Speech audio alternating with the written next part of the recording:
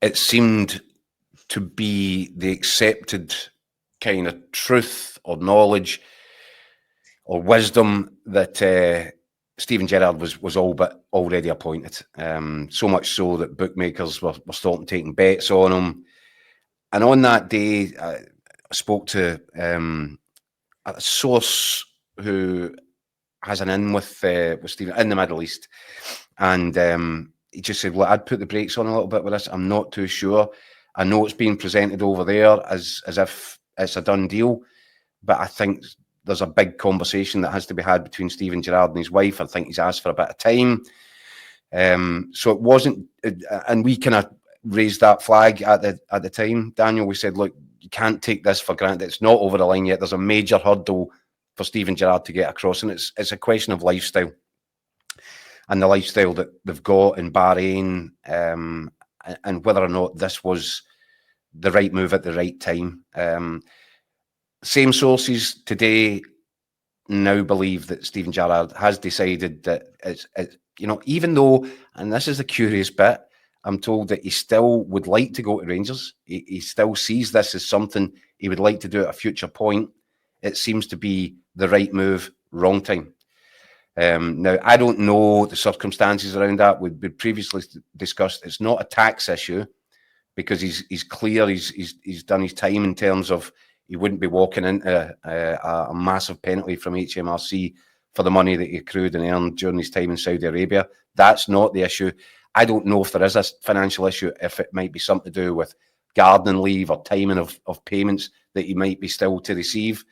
But what I'm told from the sources that were right the last time is that they've kind of decided that they're going to have another 12 months as a family in Bahrain. And I know that Steven Gerrard is going to dip his toe into more punditry as well for the time being. I think he's lined up to do the TNT's coverage of the Champions League final this weekend. But it seems, even though he's not ruling out the idea of Rangers at some point, at this point, it just doesn't work for the family. And I don't think he's out of it yet. I don't think that he's said to Rangers that he doesn't want to be considered. But I believe that's the direction of travel here. So yeah, I think if you had Steven Gerrard's name down on your bingo list, you can now probably scrub it off. Mark says he's turned down Saltcoats for Bahrain. Typical wag.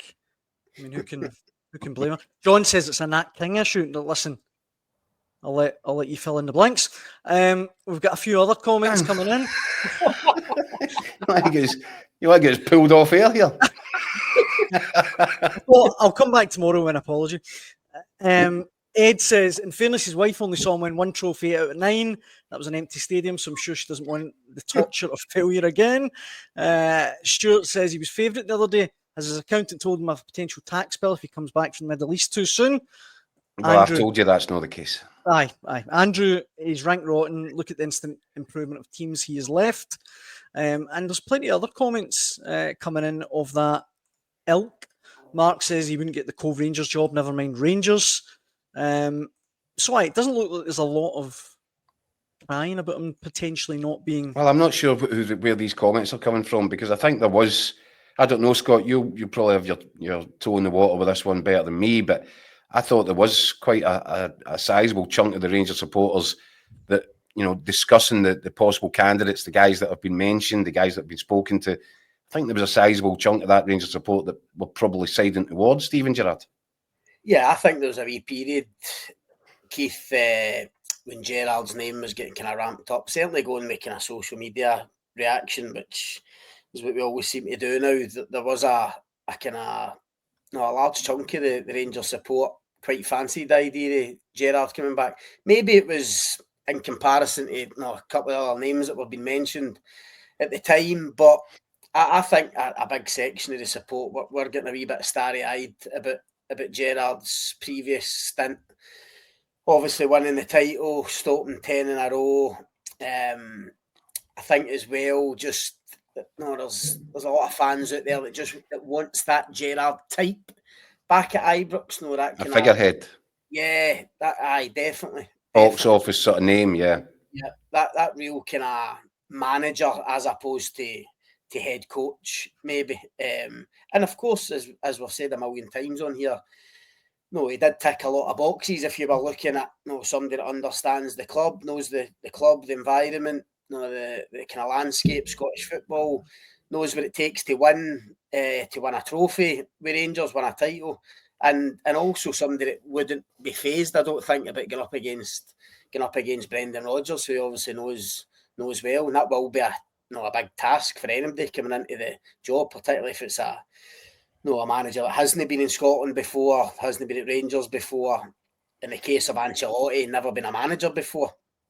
That's a massive challenge going up against Rodgers in your first stint as a gaffer. So, I think, as I say, I think there was a period of time where a lot of the fans quite fancied a Gerrard return. But as the days have gone on, and we have kind of consistently said it on here that Gerrard, it certainly wasn't a done deal. Far from it. And in fact, I've thought from the beginning, just for speaking to people kind of close to him, and Jacko's mentioned it for the last few nights, that the family thing was a big factor right for the off.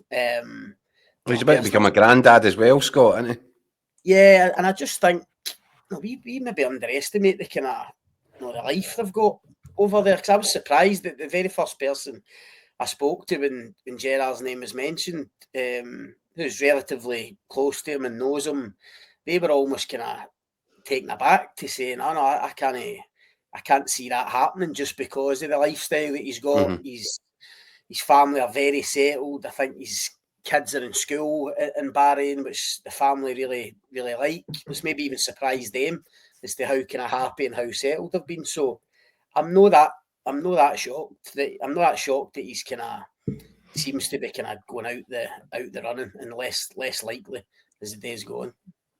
What you would say is you never say never with this, and this whole thing has been all over the place, Scott. I mean, I think other sources now down in England are now reporting similar, that Gerrard is out of consideration.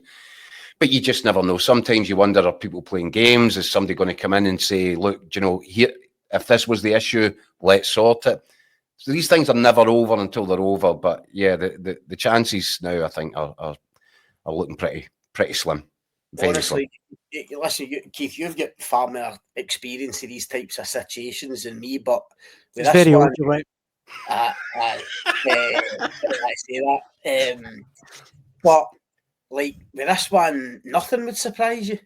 Honestly, I mean, at the moment, in my head, for a variety of reasons, you're thinking, Ancelotti's the favourite again. But I don't think it's cut and dried by any stretch. And honestly, in the next few days, it wouldn't even surprise me if another name emerged, someone that's maybe not been mentioned. A horse that nobody knows been running. Pretty much, aye. As I say, I still think my belief at the moment is that Ancelotti would be favourite for a variety of reasons that we've kind of spoken about in the last few nights. But this has been kind of so topsy-turvy, so hard to get a handle on, that nothing would surprise me. And if another name emerged in the next couple of days, whether they got the job or not, but if another name emerged, it certainly wouldn't surprise me. Well, the thing, Scott, that is interesting, right? And you know what my view was with the early Ancelotti stuff? As a guy that's been around this game for a while, you sometimes can just sniff something that just doesn't feel quite right or smell quite right about. And it was the way it was portrayed, the way it was rushed out from the Ancelotti side. It looked very much to me as if the story had been planted, and you think, why is that? Why are they doing that? Is it leverage? Are they trying to smoke somebody else out? Are they using Rangers as a stalking horse?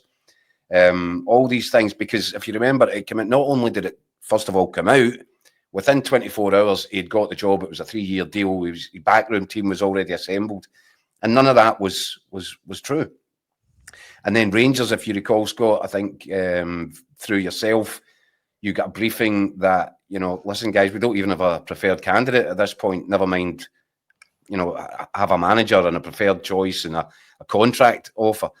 So that was, I found it curious. And over the last, what, I don't know, 24 or less than 24 hours, all of a sudden another couple of clubs are said to be shown an interest in David Ancelotti.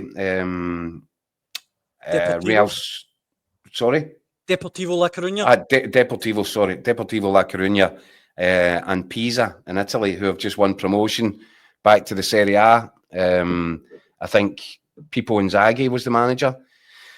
Pippo Inzaghi looks set to move on himself this summer, and all of a sudden the name Ancelotti is being discussed in Italy and in various places as a potential guy for that job. So it's interesting. And obviously, Scott, again, the PR side, your wee mate Guillaume yesterday coming out with that, saying Rangers better hurry up and give him this job because you don't know what else might come up.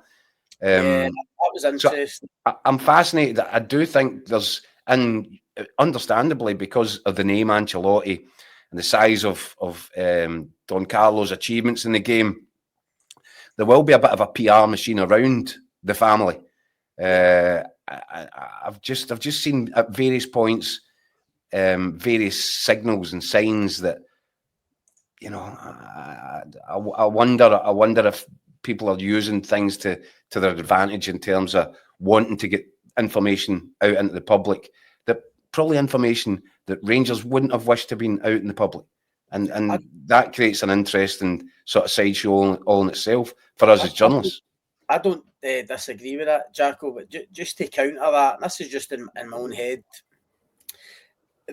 I'm trying to think of why. No, see if it's going to be Russell Martin or even a couple of the kind of English-based guys that were mentioned at the very start, like going back to Gary O'Neill and Sean Dyche and people like that. If it was going to be somebody like that, I don't understand why it wouldn't be done by now. No. Do you know what I mean? It's like, to me, Ancelotti's the only one that could have caused this delay. Because they were waiting for him to finish his duties at Real Madrid. And there's complications with Real Madrid. His dad finishing, going to Brazil. Does he go for 2 games? No, even within himself, Ancelotti was probably still weighing up, whether he was ready to go and be the number one on his own. So that would cause the delay. If it's one of these other guys, I mean, listen, if it ends up Russell Martin, and it could well be, why is it taking so long?